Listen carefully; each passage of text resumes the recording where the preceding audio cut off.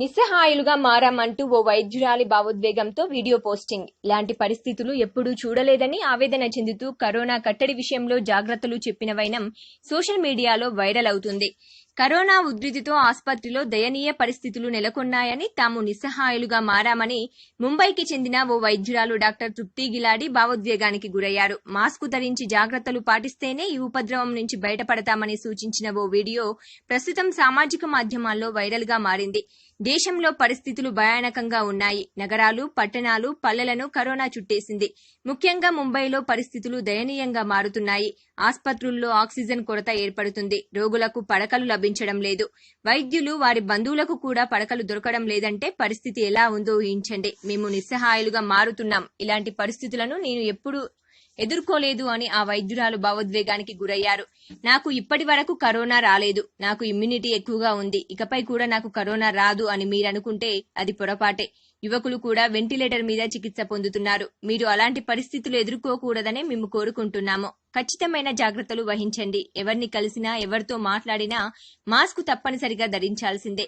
ఏవైనా స్వల్ప ఆరోగ్య సమస్యలు తలెత్తితే ఆసుపత్రిలో చేరాల్సిన అవసరం లేదు. ఇంట్లోనే తగిన జాగ్రత్తలు పాటించాలి. అలా చేస్తే అవసరమైన వారికి పడకలు అందించిన వారమవుతాము అని పేర్కొన్నారు.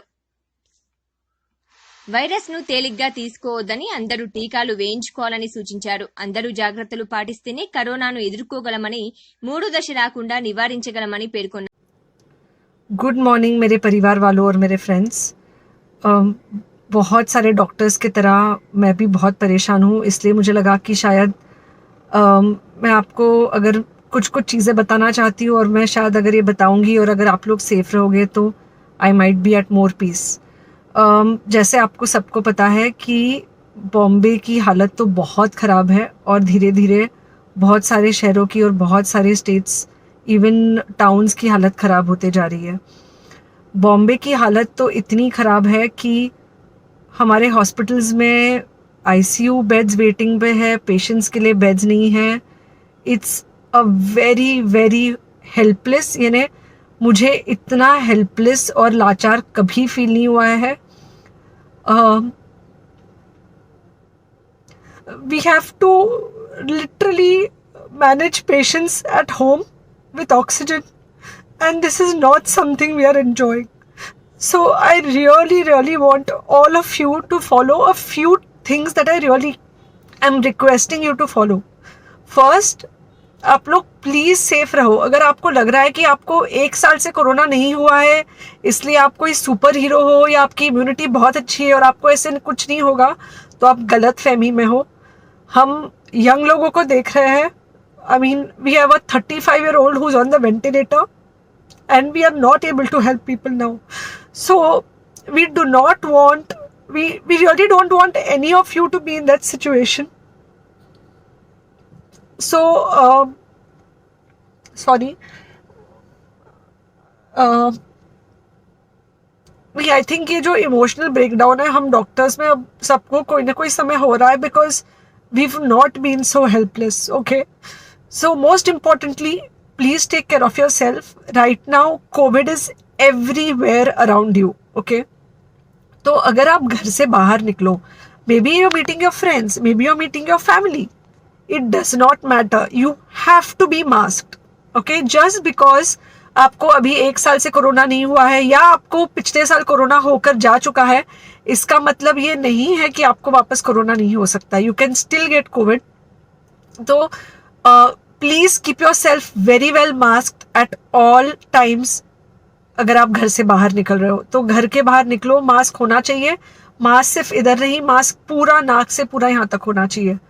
दूसरी बात, अगर आपको कुछ होता है, अगर आपको बुखार आता है या कुछ होता है, पैनिक मत होइए. Do not get unneeded investigations done. Get in touch with me obviously immediately. And most importantly, आपके जो फ्रेंड्स है या कोई भी है उनको बोलो पैनिक में होकर एडमिट ना हुए हॉस्पिटल में.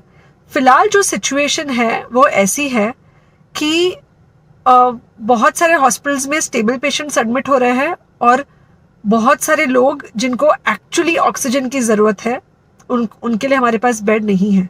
इनफैक्ट हम लोग घर में लोगों को ऑक्सीजन देके मैनेज करने की कोशिश कर रहे हैं और ये हमने पहले कभी नहीं किया है कि हम इतने सारे लोगों के लिए बेड्स ढूंढ रहे हैं, इतने सारे लोगों को घर में मैनेज करने की कोशिश कर रहे हैं. So please leave beds for people who actually need it, who have pneumonia, who need oxygen, and who will need to be under very close medical care.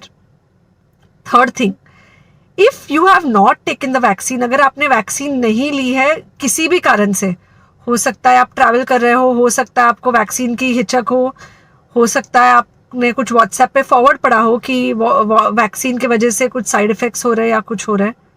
It's untrue. Please take your vaccine. ये हमको definite दिख रहा है कि जो लोगों के 2 vaccine के शॉट्स होकर 2 हफ्ते हो चुके हैं उनमें डेफिनेटली हमको इन्फेक्शन, सीरियस इन्फेक्शंस कम दिख रहे हैं और हॉस्पिटलाइजेशन ना के बराबर है. So the vaccine is definitely helping. Okay, so take care of yourself. Do not take COVID-19 lightly. Please pray for the people in the hospital and please pray for the families and the caretakers of all these people in the hospital.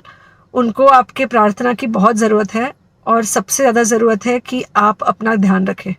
Okay, and बस घर पे रहो. आप कुछ हफ्तों तक सिर्फ घर पे रहो जब तक हम ये सिचुएशन ऐसे हैंडल कर सके कि हम एटलीस्ट कुछ हो जाए तो हम हॉस्पिटल में पेशेंट्स को ले सके. फिलहाल हालत ऐसी है कि डॉक्टर्स और डॉक्टर्स के रिलेटिव्स को भी नहीं मिल रहा है बेड. तो आप सोचिए कि it's an absolutely helpless situation. Okay, I think अगर हम सब इतना ध्यान रखेंगे we will definitely come through this second wave very well. Okay, and then we will have to work on not allowing a third wave. So third wave का हम बाद में सोचेंगे, वो तो नहीं आना चाहिए, पर जो ये सेकेंड वेव है इससे हमको कोई भी हालत में एकदम सेफली निकलना है. Okay, take care. I really love you.